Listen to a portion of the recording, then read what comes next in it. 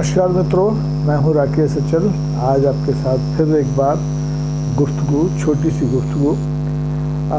दरअसल हरियाणा विधानसभा चुनाव के बाद ये सवाल बड़ी तेज़ी से उभरा है कि क्या विपक्ष का INDAI जो गठबंधन है, इंडिया गठबंधन, जिसे हमारे माननीय प्रधानमंत्री प्रेम से इंडी गठबंधन कहते हैं, ये बिखर जाएगा। अब ये कयास लगाए जा रहे हैं और ये कयास इसलिए लगाए जा रहे हैं कि इन चुनावों के बाद जो INDAI गठबंधन है, जिसका नेतृत्व कांग्रेस कर रही है, उसके अनेक सहयोगियों ने इन चुनाव नतीजों पर अपनी प्रतिक्रिया दी है और प्रतिक्रिया में कहा है कि अगर हरियाणा में भी कांग्रेस ने गठबंधन अपने सहयोगी दलों के साथ कर लिया होता तो शायद कांग्रेस जीती हुई बाजी न हारती और भारतीय जनता पार्टी हारी हुई बाजी न जीतती। अब इसमें कितना हकीकत है, कितना अफसाना है, ये राजनीतिक दल अपने ढंग से तय करेंगे। लेकिन मुझे लगता है कि इस चुनाव में निश्चित तौर पर जो INDAI गठबंधन के सहयोगी दल थे, उन्होंने या तो गठबंधन करने में बहुत दिलचस्पी नहीं दी और या फिर कांग्रेस ने उनको बहुत हल्के में लिया। ख़ास तौर पर आप देखेंगे जो छोटे दल थे, जो भारतीय जनता पार्टी के खिलाफ खड़े हो गए थे विधानसभा चुनाव से ठीक पहले, जैसे JJP है, INLD है, आम आदमी पार्टी भी वहाँ चुनाव लड़ रही थी, दलितों का नेतृत्व करने वाले चंद्रशेखर भी थे, वहाँ पर रावण साहब थे, और समाजवादी पार्टी भी कुछ सीटों पर चुनाव शायद लड़ रही थी। तो अगर ये सब लोग एकजुट होते, कांग्रेस के साथ खड़े होते, तो मुमकिन है कि जिन 18 सीटों की वजह से कांग्रेस के हाथ से सत्ता गई है, विजय गई है, उन सीटों में से कुछ सीटें और कांग्रेस के खाते में जुड़ती और फिर शायद परिदृश्य कुछ और होता। अब लेकिन वक्त निकल चुका है। अब आने वाले वक्त की तैयारी है। आने वाले चुनाव महाराष्ट्र में हैं, फिर बिहार में होंगे, फिर झारखंड में होंगे। अब सवाल ये है कि क्या इस पराजय के बाद, हरियाणा में मिली पराजय के बाद, कांग्रेस का जो नेतृत्व है वो गठबंधन के बारे में नए सिरे से सोच के और अपनी या तो अतीत की गलतियों को सुधारेगा और या फिर एकला चलो का राग अपनाएगा। मुझे लगता है कि आज का जो दौर है हिंदुस्तान में पॉलिटिक्स का, उसमें अकेले तो कोई भी दल राजनीति नहीं कर सकता, चाहे वो दुनिया की सबसे बड़ी पार्टी भारतीय जनता पार्टी हो और चाहे दुनिया की बूढ़ी पार्टियों में से एक, पुरानी पार्टियों में से एक कांग्रेस हो। सबको अब छोटे मोटे दलों के साथ राजनीति करनी पड़ेगी। हरियाणा तो बहुत छोटा प्रदेश था, 90 सीटों की विधानसभा थी। वहाँ जब गठबंधन न होने से कांग्रेस को ये नुकसान हुआ और जो भारतीय जनता पार्टी के खिलाफ जो लड़ाई सारे दल मिलकर पिछले लंबे अरसे से कर रहे हैं, उसको जो नुकसान हुआ है उसे अब रोकने की बहुत ज़रूरत है। और महाराष्ट्र विधानसभा चुनाव चूँकि बिल्कुल सिर पर हैं, इसलिए इस बारे में कांग्रेस को बहुत जल्दी ही फैसला करना पड़ेगा और मुझे लगता है ये सिलसिला आज और कल में शुरू हो जाएगा। महाराष्ट्र में महाराष्ट्र विकास आघाड़ी नाम का गठबंधन है, जिसमें शरद पवार साहब की राष्ट्रीय कांग्रेस है, पार्टी है, NCP है, शिवसेना का जो मूल घटक है उद्धव ठाकरे साहब का वो है, और तमाम छोटे मोटे गठबंधन, छोटे मोटे दल हैं। तो ये उद्धव ठाकरे गुट के तो जो प्रवक्ता हैं, उन्होंने तो संजय राउत ने तो साफ तौर पर अपनी अप्रसन्नता जाहिर की है कि अगर कांग्रेस अकेले इस हरियाणा में के रण में न उतरी होती तो शायद ये जो टेम्पो बना था भारतीय जनता पार्टी के खिलाफ आम चुनावों के दौरान, उसको और गति मिलती। तो उसको जो नुकसान हुआ है वो कांग्रेस की वजह से हुआ। आक्षेप है, सीधे सीधे आक्षेप है। वामपंथी दलों की हालांकि बहुत ज़्यादा हैसियत नहीं थी हरियाणा में, लेकिन उनके भी नेता D राजा साहब इस पराजय के लिए जिम्मेदार ठहरा रहे हैं कांग्रेस को। दरअसल लोग कांग्रेस की पराजय से उतने दुखी नहीं हैं जितने कि भारतीय जनता पार्टी की विजय से दुखी है। भारतीय जनता पार्टी को रोकने के लिए इस देश के तमाम गैर भाजपा दल, चाहे वो वामपंथी हों, चाहे समाजवादी हों, चाहे क्षेत्रीय दल हों, जातियों पर आधारित दल हों, वो सब कांग्रेस के झंडे के नीचे खड़े होकर के लड़ाई लड़ रहे थे। और इसका नतीजा जो है आपने देखा 4 जून 2024 को जो लोकसभा का चुनाव परिणाम आया था वो काफ़ी अच्छा आया था। और उसमें भारतीय जनता पार्टी का जो बड़ा बहुचर्चित नारा था कि अब की बार 400 पार और अकेले दम पर 370 का लक्ष्य जो हासिल करना था वो भारतीय जनता पार्टी नहीं कर पाई। और शायद ये एकजुटता अगर हरियाणा में भी विपक्षी दलों की बनी रहती तो यहाँ भी भारतीय जनता पार्टी को हैट्रिक लगाने का मौका नहीं लगता। हरियाणा के इतिहास में कोई भी दल तीसरी बार लगातार सत्ता में नहीं आया है, इस लिहाज से ये कीर्तिमान है। और भारतीय जनता पार्टी के जो चुनाव प्रबंधक हैं, जो रणनीतिकार हैं, वो सब सराहना के पात्र हैं, उनकी पीठ थपथपानी चाहिए। देखिए, गठबंधन का कांग्रेस को लाभ मिलता है ये तो सही है, छोटे दलों को भी इसका लाभ मिलता रहा है। जम्मू कश्मीर में आपने देखा है जहाँ के राष्ट्रपति शासन है और एक लंबे अरसे के बाद विधानसभा का चुनाव हुआ है, वहाँ कांग्रेस ने नेशनल कॉन्फ्रेंस के साथ गठबंधन किया तो एक बहुत अच्छा नतीजा आया। जो परिदृश्य हरियाणा में नहीं बन पाया वो परिदृश्य आपने जम्मू कश्मीर में देखा। तो आने वाले दिनों में मुझे लगता है कि कांग्रेस इस पराजय से, हरियाणा की पराजय से सबक लेगी। क्योंकि हरियाणा में देखिए, हरियाणा हो चाहे जम्मू कश्मीर, दोनों जगह चुनाव के जो मुद्दे थे कॉमन थे। और वो मुद्दे बेरोजगारी, महंगाई, अपमान ये तो थे ही, लेकिन सबसे बड़ा मुद्दा था स्वाभिमान का। जम्मू कश्मीर की जनता चाहती थी कि उससे जो उसका स्टेटहुड, जो राज्य का दर्जा छीना गया है, वो उसे वापस मिले, धारा 370 की फिर से बहाली हो। और इधर हरियाणा में भी जो किसान थे, जो जवान थे और जो पहलवान थे, ये सब भी भारतीय जनता पार्टी की ओर से किए गए कथित अपमानजनक व्यवहार का बदला लेना चाहते थे। किसानों ने देखिए 700 लोगों ने अपनी कुर्बानी दी थी किसान आंदोलन के समय, उसमें से बहुत से किसान हरियाणा के भी थे। नौजवान अग्निवीर के चलते क्या स्थितियाँ हुई आपको मालूम है। और पहलवानों के झगड़े तो संसद की सड़क से लेकर के और हरियाणा के चुनावी मैदान तक आपने देखे। और इसमें जो स्थानीय जनता ने दिनेश फोगाट को जिताया भी, लेकिन कांग्रेस नहीं जीत पाई। कांग्रेस का परफॉर्मेंस हालांकि 2019 के चुनाव के मुकाबले ज़्यादा है, सीटें बढ़ी हुई हैं और वोट प्रतिशत भी बढ़ा है, लेकिन कुल सीटों की संख्या कम हो गई। इसकी वजह से कांग्रेस सत्ता से दूर रह गई।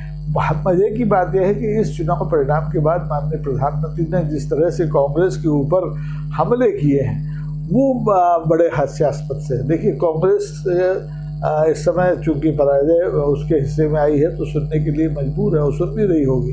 लेकिन प्रधानमंत्री ने जो जो बातें कही वो सब कांग्रेस के बजाय भारतीय जनता पार्टी पर लागू होती है। देश को बांटना, जातियों में बांटना, नफरत पैदा करना, ये कांग्रेस का काम नहीं रहा है। कांग्रेस ने लंबे अरसे तक, मेरे जहाँ तक मुझे याद आता है कि सब लोगों को जो नारा आज भारतीय जनता पार्टी का है कि सबका साथ सबका विकास, ये नारा दिए बिना 50-60 साल तक इस देश का नेतृत्व किया है। कांग्रेस पर तुष्टीकरण के आरोप जरूर लगे कि वो कांग्रेस का भारतीय जो अल्पसंख्यक का तुष्टीकरण करती है, तो तुष्टीकरण के बिना तो कोई भी राजनीतिक दल रहता नहीं है।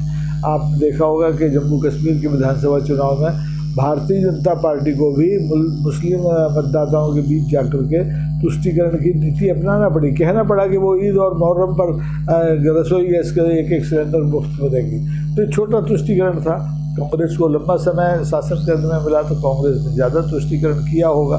और देखिए, किसी न किसी को आप संतुष्ट करेंगे और तो दूसरे लोग असंतुष्ट होते हैं। तो ये प्रक्रिया सनातन है, सनातन धर्म की तरह, तो ये तो जारी रहेगी। लेकिन अब मुद्दा वही है कि क्या हरियाणा के चुनाव, विधानसभा चुनाव के नतीजों के बाद INDIA गठबंधन बिखर जाएगा? क्या महाराष्ट्र में महाराष्ट्र विकास अघाड़ी जो गठबंधन है वो बिखर जाएगा? लेकिन मेरा जो अनुभव है, मेरा जो अनुमान है, मैं तो देखिए पिछले दिनों से आप मेरे साथ हैं, किसी राजनीतिक दल के साथ नहीं हूँ।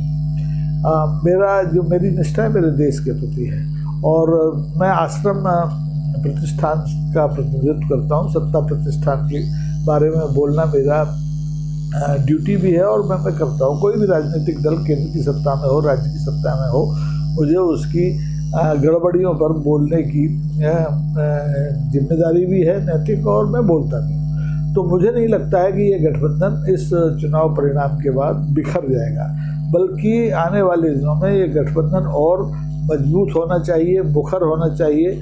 देखिए, दूध का जला ही छाछ फूक फूक कर पीता है। तो अब लोकसभा चुनाव में अच्छे परिणामों के बाद एक छोटे 90 सीट के विधानसभा के चुनाव परिणाम में कांग्रेस को मुंह की अगर खानी पड़ी है तो वो दूध से जले हैं। और अब वो महाराष्ट्र हो, चाहे बिहार हो, चाहे झारखंड हो, और आने वाले दिनों में जिन राज्यों में भी विधानसभा के चुनाव होंगे वहाँ फूक फूक कर कदम रखेगी, और गठबंधन में आने वाली जो छोटी मोटी परेशानियाँ हैं उनका निदान करने को प्राथमिकता देगी। कांग्रेस की ये कोशिश रहेगी कि देखिए, भारतीय जनता पार्टी को रोकना अकेले कांग्रेस के बूते की बात नहीं है, इसलिए क्षेत्रीय दलों के साथ उनकी जितनी हिस्सेदारी बनती हो देते हुए आगे बढ़ना पड़ेगा। और ये हरियाणा के चुनाव ने ये भी एक संदेश दिया है कि भारतीय जनता पार्टी के सिर पर केवल कांग्रेस का या राहुल गांधी का ही भूत सवार नहीं है, वो क्षेत्रीय दलों से भी लगातार बदला लेना चाहती है, उन्हें समाप्त करना चाहती है। अतीत में जितने भी क्षेत्रीय दल रहे हों, चाहे वो पंजाब में हो, चाहे महाराष्ट्र में हो, चाहे बिहार में हो, जिस क्षेत्रीय दल के साथ भारतीय जनता पार्टी ने किड़ी कुंको की, हमारे यहाँ क्षेत्रीय भाषा में कहते हैं, दोस्ती की, साथ लिया, सरकार बनाने में उनकी भूमिका को रेखांकित करके उनको साथ लिया, सत्ता में भागीदार भी बनाया, लेकिन जैसे ही काम निकला उन दलों को ठिकाने भी लगा दिया, या तो तोड़ दिया या उनको बिल्कुल ख़त्म कर दिया। सबसे बड़ा उदाहरण आपके सामने ताज़ा महाराष्ट्र में है। जिस शिवसेना के साथ भारतीय जनता पार्टी कंधे से कंधा लगाकर चलती थी, उस शिवसेना के 2 टुकड़े कर दिए गए। और जिस अकाली दल के साथ भारतीय जनता पार्टी की बड़ी मोहब्बत थी, वो उस अकाली दल को भारतीय जनता पार्टी ने छोड़ दिया। और ऐसे ही बिहार में जिस जेडीयू के साथ आज उसकी दोस्ती है, उसको पहले वो छोड़ चुकी है, तोड़ चुकी है। और समाजवादी पार्टी पर उसने हमले किए हैं। बहुजन समाज पार्टी के नाखून और दांत निकाल के अपनी जेब में रख लिए हैं। बहुजन समाज पार्टी की नेता सुश्री मायावती जी, बहन मायावती जी, इस पूरे चुनाव में 2 राज्यों के जो चुनाव थे वहाँ भारतीय जनता पार्टी के खिलाफ एक शब्द नहीं बोली। उन्होंने अगर बोला भी तो कांग्रेस के खिलाफ बोला, और इसका उन्हें कोई फ़ायदा नहीं हुआ, एक भी सीट उन्हें नहीं मिली। आम आदमी पार्टी, जिसके लिए राहुल गांधी देश तो देश विदेश में वकालत करते रहे उनके सुप्रीमो के लिए, उस आम आदमी पार्टी ने भी जम्मू कश्मीर और हरियाणा के विधानसभा चुनाव में कांग्रेस का साथ छोड़ा। उसका नुकसान उसे भी हरियाणा में उठाना पड़ा। जम्मू कश्मीर में 1 सीट मिली है, वो व्यक्तिगत वहाँ के जो कार्यकर्ता हैं मलिक साहब, उनकी जीत है, आम आदमी पार्टी की जीत नहीं है। और उसको लेकर आम आदमी पार्टी अगर खुश होती है तो उसकी ये खुशफहमी है। हकीकत ये है कि अगर कांग्रेस के साथ इन दोनों राज्यों में भी आम आदमी पार्टी का गठबंधन होता तो निश्चित तौर पर दोनों को, कांग्रेस को भी लाभ होता और आम आदमी पार्टी को भी लाभ होता। आम आदमी पार्टी के दामन पर जो कांग्रेस बीजेपी की बी टीम होने का धब्बा लगा था, वो अभी तक हटा नहीं है। ये मौका था, ये दोनों राज्यों के चुनाव में ये मौका था कि आम आदमी पार्टी कांग्रेस के साथ कंधे से कंधा मिलाकर लड़ती, गठबंधन करती, तो उसके दामन पर जो ये दाग लगा है वो मिट जाता। अब ये दाग कब मिटेगा ईश्वर जाने। फरवरी में दिल्ली में भी चुनाव होने हैं विधानसभा के, तो उस समय देखते हैं कि आम आदमी पार्टी कांग्रेस के साथ गठबंधन में जाती है या अकेले चुनाव लड़ेगी। उसे भी वही गलतफहमी है जो कांग्रेस को कभी कभी हो जाती है, हरियाणा में खासतौर पर हुई। हरियाणा में मैं मानता हूं कि अगर राहुल गांधी कोशिश करते या मल्लिकार्जुन खड़गे साहब प्रयास करते तो निश्चित तौर पर गठबंधन एक रूप लेता और वहाँ जो नतीजे अभी आपके सामने वो ना आए होते। खैर, बीती ताहे विसार दे, आगे की सुध ले। और आगे विधानसभा के चुनाव महाराष्ट्र में आपके सामने है, फिर उसके बाद बिहार आपके सामने है, फिर उसके बाद झारखंड भी होगा, और ऐसे ये सिलसिला तो चलेगा, क्योंकि अभी 1 नेशन 1 इलेक्शन सिर्फ नारे में है। अभी इस पर कोई अमल होने की गुंजाइश मुझे दिखाई नहीं देती है। मज़े की बात यह है कि इन विधानसभा के 2 विधानसभाओं के चुनावों में किसी ने भी ईवीएम पर उंगली नहीं उठाई है, जबकि सारी गड़बड़ी की जड़ जो है ईवीएम ही है। ईवीएम का नियंत्रण सत्तारूढ़ दल के पास में होता है। उसका जो पीठासीन अधिकारी होता है हर जिले का, जिला निर्वाचन अधिकारी, वो सरकार की पसंद पर होता है, सरकार के इशारे पर कठपुतली की तरह नाच करता है, और तब करता है जब केंद्रीय चुनाव आयोग भी परोक्ष रूप से सरकार के पीछे खड़ा हो। तो इस केंद्रीय चुनाव आयोग से आप वो अपेक्षा नहीं कर सकते जो किसी समय TN शेषन साहब के ज़माने में की जा सकती थी। इस समय तो यह है कि आप शिकायत कर भी दीजिए तो कोई सुनने वाला नहीं है, और शिकायत करना एक रिवायत भर है। कांग्रेस भी शिकायत करेगी गड़बड़ियों की, लेकिन मुझे नहीं लगता कि कोई नतीजा आएगा। अदालतों में अगर कोई पार्टी जाती है तो वहाँ भी फैसले में इतना समय लग जाता है कि अगले चुनाव आ जाते हैं, और जो गड़बड़ियाँ हैं वो सिद्ध नहीं हो पाती हैं, या सिद्ध हो जाएं तो आप किसी को जिसको आयोग ठहराना चाहते हैं वो अपना कार्यकाल पूरा कर चुका होता है। तो सबसे बड़ी अदालत तो जनता की ही अदालत है, और जनता की अदालत में जो फैसले होते हैं तो वो ही अंतिम फैसले होते हैं। इस बार जनता की अदालत में भारतीय जनता पार्टी ने अपने पक्ष में फैसला पाया है। ये उसकी हिकमत अमली है, ये उसका चुनाव प्रबंधन है, जो भी है ये आप समझ सकते हैं। क्योंकि चुनाव के ठीक पहले हरियाणा के मुख्यमंत्री नवाब सिंह सैनी साहब ने कहा था कि हमने तो जीत के लिए पूरी व्यवस्था कर रखी है। अगर कोई राजनीतिक दल और उसके सरकार का मुखिया ये कहे कि उसने व्यवस्था कर ली है, तो सीधा सीधा है कि जो हेर फेर होनी थी उसका प्रबंधन पहले से किया जा चुका था। माननीय मोदी जी ने भी परोक्ष रूप से कहा था कि हरियाणा में तो हम जीतेंगे ही, क्योंकि हमारे पास इतना काम है। हरियाणा की सरकार ने पिछले 10 साल में हरियाणा में कोई विकास कार्य किया नहीं होगा, ऐसा मैं नहीं मानता हूँ। सरकार विकास कार्य करती है, उसका लाभ भी जनता को मिलता है, लेकिन जितना लाभ मिलना चाहिए उतना नहीं मिलता है। और जो सत्ता प्रतिष्ठान विरोधी भावना, जन भावना लोगों में पैदा होती है, वो इसी वजह से होती है कि सरकार जिस ढंग से सबका विकास और सबका साथ का नारा देती है वैसा करती नहीं है। तो भारतीय जनता पार्टी की सरकारों को मैंने देखा है, लंबे समय वाली सरकारें देखी हैं, गुजरात में आपने देखी, मध्य प्रदेश में आपने देखी, लेकिन यहाँ सरकारों का स्थायित्व तो रहा। और वो स्थायित्व कैसे रहा कि आपने जो सत्ता के संसाधन होते हैं उन्हें रेवड़ियों की तरह बांटा। कभी महिलाओं को सशक्त करने के नाम पर उनको बहन बना के बांटा, कभी लड़कियों को सशक्त करने के नाम पर उन्हें बेटियां बनाकर बांटा, जबकि आपका सरकार का ये दायित्व होता है कि वो महिलाओं को, लड़कियों को आत्मनिर्भर बनाए। उन्हें वो जो 85 करोड़ लोग मुफ्त में 5 किलो का अनाज पा रहे हैं उस ढर्रे पर न ले जाए। देखिए, एक ज़माना आपको याद हो, ये ऐसा ही ढर्रा कांग्रेस ने किया था। कांग्रेस ने नारा दिया था गरीबी हटाओ, और गरीबी नहीं हटी, आज तक नहीं हटी। आज भी 85 करोड़ गरीब देश में हैं, लेकिन भारतीय जनता पार्टी की सरकार कहती है कि उसने 10 साल में 25 करोड़ लोगों को गरीबी की रेखा से बाहर निकाला है। अब ये बाहर निकल गए लोग हैं कहाँ, दिखाई क्यों नहीं देते? तो ये विवाद तो चलता रहेगा। गरीब है, रहेगा। गरीब को आप समूल नष्ट शायद नहीं कर सकते। इसीलिए आज जिस ढंग का माहौल है वैसा ही माहौल 71 में था, 77 में था। लोग कहते थे कि इंदिरा जी गरीबी हटाओ का नारा देती हैं, और विपक्ष इंदिरा हटाओ का नारा देता है। आज वही स्थिति है। आज जो समूचा विपक्ष है वो मोदी हटाओ का नारा देता है। मोदी एक तिलिस्म बन गए हैं। मोदी जी क्या कर रहे हैं, विश्वगुरु बन रहे हैं कि नहीं, जो भारत की इकोनॉमी को 5 ट्रिलियन की इकोनॉमी बना पा रहे हैं, नहीं उनकी विदेश नीति सफल है या असफल है, ये सारी बातें एक तरफ हैं। लेकिन मोदी जी तमाम विसंगतियों के बावजूद सत्ता में है, उनकी पार्टी सत्ता में है, और कई राज्यों में तो लगातार सत्ता में है। तो ये जो सफलता है भारतीय जनता पार्टी की, ये विपक्ष की सबसे बड़ी चुनौती है, और सबसे बड़ी चुनौती है कांग्रेस की।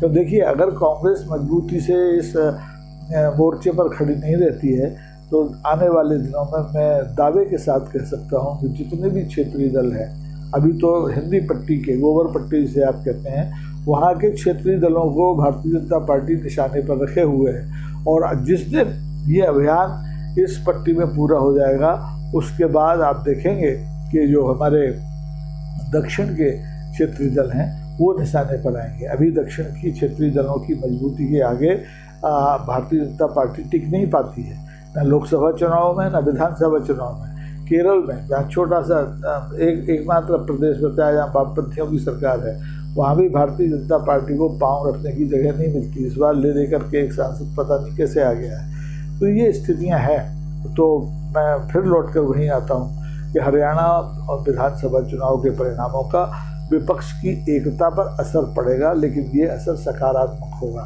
विपक्ष की एकता और मजबूत होगी और कांग्रेस खास तौर पर, जिसके ऊपर विपक्ष को साथ लेकर के चलने की जिम्मेदारी है, अपनी गलतियों को सुधारेगी, सबक देगी और विनम्रता के साथ आगे जो गठबंधन का धर्म है उसे निभाने का संकल्प लेकर के महाराष्ट्र के विधानसभा चुनाव में उतरेगी। ये पहला और आखिरी मौका है कि अगर महाराष्ट्र के विधानसभा चुनाव में ये गठबंधन मजबूत नहीं होता है, अगर हरियाणा की तरह वहाँ पुनरावृत्ति होती है गठबंधन के साथियों के अलग अलग रहने की, तो फिर ये कांग्रेस के अस्तित्व का भी सवाल बन जाएगा। अभी तो कांग्रेस का वजूद रिवाइव हो रहा है। संसद में उसकी संख्या जो पिछले 10 सालों में बहुत नीचे चली गई थी वो 99 तक आ गई है, 99, और विपक्ष का जो लोकसभा का नेता का पद है वो कांग्रेस के पास है। तो इस सब को बहाल रखना है, इस सब को आगे अगर बढ़ाना है तो कांग्रेस को गठबंधन का धर्म निभाना ही होगा।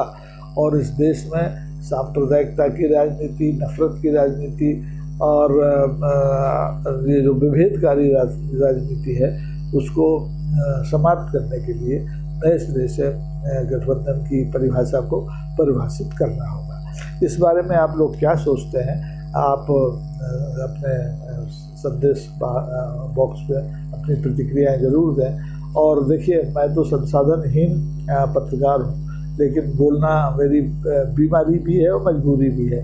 तो आप अगर ये पसंद कर रहे हैं मेरी बात को तो इसे लाइक तो कर ही दें, इसको शेयर भी ज़रूर करें, और अगर और आप दरिया दिखाते हैं तो इसको सब्सक्राइब भी कर लें। खुशी की बात यह है कि पिछले एक ही हफ्ते में ये जो सब्सक्रिप्शन है, जो मित्रों की स्थायी संख्या है वो बढ़ी है, और मेरे लिए तो ये नतीजे बड़े सुखद हैं। कांग्रेस की तरह हरियाणा में जो नतीजे आए हैं वैसे नहीं है। तो आज के लिए इतना ही। बहुत बहुत धन्यवाद। नमस्कार।